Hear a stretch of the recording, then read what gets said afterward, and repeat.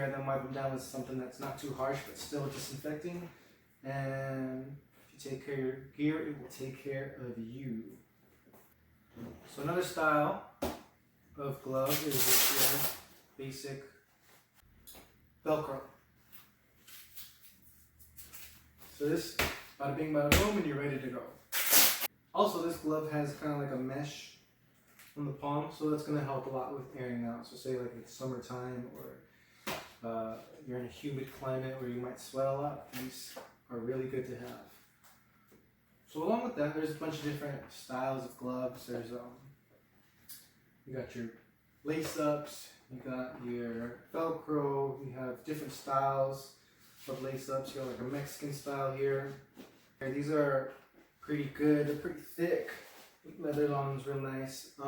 That's another thing too, having synthetic leather versus real leather. The real leather is going to last longer. It's not going to break down as fast. We've seen like some of the cheaper gloves, they kind of just still literally start to fall apart. So I'd say avoid like those $20 gloves, they're pretty cheap. You probably want to go with something that's going to last.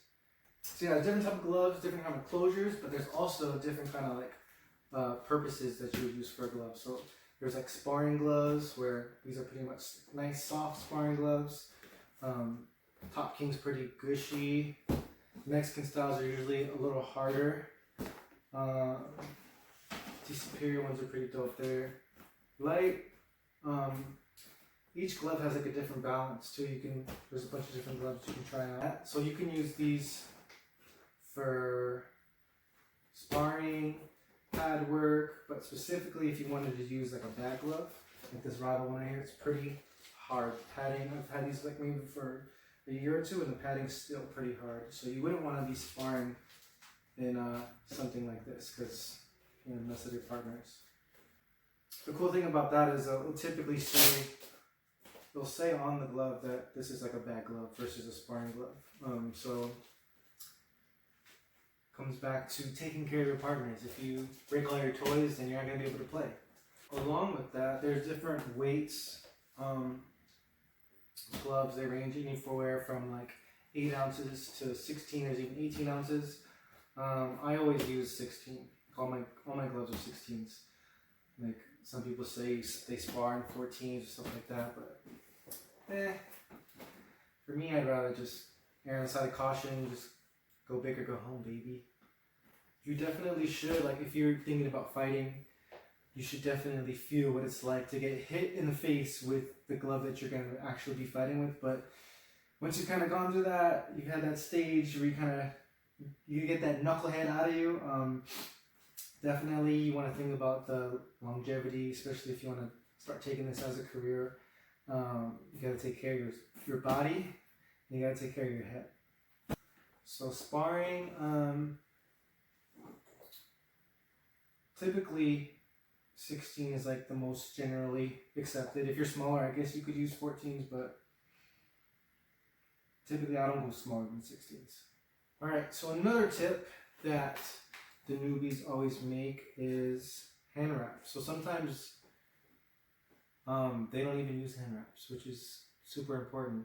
I have a video on hand wrapping, you can go look at that real quick. But on YouTube, on the internet, there's a bunch of different styles that you can use to wrap your hands. But the main thing is wrist support, not so much on your knuckles, that's what the glove's for.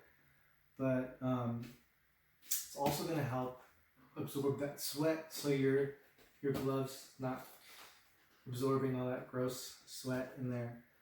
After you're done training, I see a lot of people, they'll kind of start with a hand wrap like this, and they'll re-wrap it, which is a no-no. You don't want to re-wrap a wet, smelly hand wrap. You can maybe use it maybe once or twice if you let it air out. So after I'm done training, I kind of let these air out, and then I'll re-wrap them, put them on. It's good to go. You just don't want to have these and roll them up or throw them in your bag or leave them there, because they'll start growing stuff. Another thing, if you want to add something extra to your wrap, is just like a little pad. Kind of sewed this in there. It's cool, so it's ready to go. Boom. It's like a fast wrap. Also, you have another option. I used like an old shin guard that I cut up. and then made these little knuckle guards and put a little hole in it. So come here, stuff the little thumb wrap thing inside. Boom, come out this way, and you just wrap your hands. So it's a nice little cushion. They have there's different brands that have these, and they're like super expensive, but you can use them for free if you have old stuff. Alright, so let's move on to shin guards. So, in the beginning, when you first start out, you might get something more like a sock style, but these tend to get gross pretty quick, so I wouldn't necessarily recommend these. If you're fighting amateur MMA or kickboxing, you need these your first couple of fights. That's why I have these, but I wouldn't train in these. I'd say a little bit better than the sock is maybe something like this. It's a little bit more open. These are pretty old, but the padding's pretty soft. Depending on how hard you guys are sparring, you would want something a little more sturdy. Alright, so I have these old Top Kings. Probably had these for, I don't know, a long time. They're still pretty, they hold up pretty well. Velcro's a little beat up, but put a new thing, stitched it in, I stitched a new thing of Velcro in there, so they still kind of work. They're still pretty hard. These are a lot better than like the sock or the first one where the foam's really thin. Because if someone's really kicking you, you need to be able to check that thing. You don't necessarily want to be taking all the damage when you're practicing. So for the beginner, one of the cheaper ones is fine. But if you're taking it more seriously, you want to start training, you want to start sparring, I would definitely recommend something a little more heavy. Or not like heavy, but the padding is a little more stiff. You also want to make sure you have the correct size. Measure your shin out. You don't want them too small, you don't want them too big. So if we start getting into a little bit of MMA stuff, you've probably seen these if you're doing MMA. These are 7-ounce sparring gloves. These I would only use for sparring. I wouldn't hit the bag or the pads with these because these tend to, the padding on this tends to break down rather quick.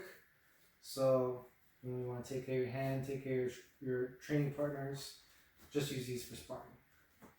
I'd say the gold standard for MMA gloves would be this. These CSI Combat Sports International. These are 7 ounces, so they're good for sparring, and the wrist support is really good. There's no really give in my wrist. And same type of thing, the padding is a little bit better than the Sanibels, but still I'd keep these for sparring, maybe light pad work, but I wouldn't hit the bag, and use up the padding on these for that. So for MMA and Muay Thai, you're probably going to start throwing some knees and elbows, so I'd recommend just like a basic pad. I use more like of a sleeve style for my knees. As long as you have like a little cushion, you just don't want to be kneeing bone on bone people. For the elbows, I'd actually recommend a style like this. That kind of Velcro's closed, so you have more room. If you use more like of a sleeve, you're definitely gonna have to get used to it, because if you've ever had something these on while you're sparring, these will kill your arms and they'll just be dead. It'll cut off all the circulation. To go along with kicking, we have some like ankle guards. These are cool to kind of maybe help with like slippage or just a little bit of compression. I wouldn't get too reliant on these though, because some people, they kind of need these after a while. You definitely don't want to do that. You still want to be able to kick the pad. Make sure you're kicking correctly with the shin and not your foot. So these two are good for MMA sparring. I would avoid the style like this, more like a UFC Bellator glove. These are 7 ounces because they're amateur gloves, but they're typically around 4. And I wouldn't really recommend sparring in these. Maybe they're good for maybe wrestling, your jiu-jitsu. You want to get used to having like this style of glove on while you're moving, but you still want to be able to take care of your partners. Alright, so etiquette. I'd say maybe there isn't so much rules and stuff with like kickboxing, Muay Thai. I would definitely stay away from like crazy spinning kicks, crazy overhands or back fists. I mean, they're fine to throw, but you want to be able to, whatever you're throwing with your partners, you want to be able to control it. And if you're spinning, like with the hard part of your heel, your foot coming across, and you're just going to end up hurting somebody or hurting yourself. So it's better, especially when you're first starting out, just kind of build your way up to it. The thing we always say in sparring is hit as hard as you want to get hit. So if you, the noobs tend to come out swinging, guns blazing, you're going to get sat down real quick doing that. So just same thing from jiu-jitsu. You want to work whatever you've been working in class, work that in sparring. Don't be a knucklehead. Don't try and knock out or hurt your partners, anything like that.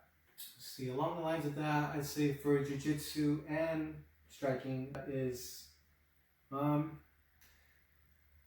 don't gotta lie to kick it, bro. If you come out saying like, oh, I've had this many fights, or I do this, I've trained for this long, as soon as you step on the mat and you start squaring up and moving around, you can tell that this dude's never done it. He's never boxed a day in his life. He's never rolled. You can tell. So just be cool. Just be honest. Like if it's your first time, you want to always have that white belt mindset. That's how you get better. You want to stay humble. You're going to always be learning this. I've been doing martial arts for the majority of my life, over 25 years, and I'm always learning stuff, even from new people, people who've just started, and people in different arts. I'm always looking to improve. So in regards to hygiene, just remember we're only as clean as our dirtiest training partner. So if we all stay clean, the gym stays clean, and works out for everybody. Definitely don't want to be the smelly guy who has like smelly gloves, smelly gear, smelly rash guard. You don't want to be coming to training and wrestling and you smell hot dog water, bro. It's gross. I've experienced it before, and it's not enjoyable to train with those people. Alright, another thing that's often overlooked for my newbies is recovery. So making sure that you kind of have a schedule you stick to with as well as training is your recovery. So you gotta have a stretching routine that you do all the time, staying limber. You know, a lot of people kind of just go train, but you can only do that for so long before your body starts to break down. So stretching is really important. Along with stretching, there's a bunch of good videos on YouTube. I might upload like my own stretching routine, but there's nothing really special about it. Along with that goes foam roller. So really good to like any tightness in your legs, your upper body, your back. Good tool to use. You can look that up. A bunch of different exercises. I'd say this is a real good tool if you're going to pick any, a foam roller, and a lacrosse ball is really good because it's a thing you can get anywhere. It's nice and solid. Along with recovery, what's going to help is gut health, so eating good, making sure your diet's on point, taking your supplements, taking your vitamins, taking care of your gut health is going to go a real long way in your longevity in martial arts. So along with tools like a foam roller or just a basic lacrosse ball, if you wanted to get more fancy, there's massage guns. Alright, so I got two massage guns here, two different versions. This is Tim Tam. It's kind of loud. It's really powerful. And then you have like more of a quieter version like this.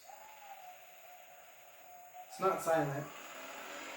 That works pretty good. The only thing with this is I'd say these work, where these like really excel is maybe on the legs, because sometimes it's weird to get in awkward positions on your foam roller. So these are really good to kind of just hit your legs real quick without having to drop on the floor and do a bunch of weird positions. When these first came out, they were pretty expensive. Now you can get these on Amazon for like less than $100. So a scam to be aware of is either personal trainers or massage therapists just using this on their clients. You can get this, you can do this at home, so don't pay for this. Alright, so the final stuff that has to do with recovery is stress management. Stress management is super important. I mean, you typically want to do martial arts as a stress relief. So whatever you're dealing with, you kind of want to just leave that at home and just really get the most out of the art that you can. So finding ways to manage stress is super important. I'm sure we've all been like super upset to a point where you make yourself sick. So that's going to help with your recovery. If you're always stressed out, you're going to always be at a lower level. The last one for recovery is sleep. Sleep is very important. A lot of people sleep on sleep, which is a major no-no. If the more hours you can get, the more restful, deep sleep you can get, the better. If you are not sleeping and you're training super hard, you will fall apart. Alright, so last part I'd say is what to expect from your school. Things your school should kind of be doing anyway. Number one is the mats. The mat should always be clean, sanitized, wiped down every time. There shouldn't be hair and dirt and like old band-aids on the mat. It's gross. You want to keep it clean. Typically, even after a Muay Thai class, everybody will kind of wipe down the pads that they were using just to keep everything clean. Another thing your school should be doing is keeping guys in line. Shouldn't be having bullies, either in jiu-jitsu or kickboxing. Especially for the new guys, you know, you don't want to be getting beat up every day. Along with keeping like the crazy guys in line, your coach should always be taking care of you. You know, like you shouldn't be leaving class with like a popped arm from jiu-jitsu or leaving sparring with a headache. You know, if you really want to pursue it as a career, you're gonna have to spar hard. But I wouldn't recommend sparring hard all the time, because the more you're able to train, the better you're gonna get. So if you are going 100 all the time and you end up getting injured, that's going to slow you down. So say you are injured or you're out with something, I would say still come to class. Still take notes if you can, or just kind of just watch and observe. So I kind of went a little longer than I expected it to, but I'm sure I left something out. But it's okay. We'll probably do like a part 2 to this. So leave your comments below of whatever I think I should discuss next, technique videos. If you want to know more about any specific item I have talked about today, let me know. I could do like a specific review on something, if that's what you want. And that's all I have for today. So take care of each other. Take care of your training partners and stay humble. There's always something to learn. Peace.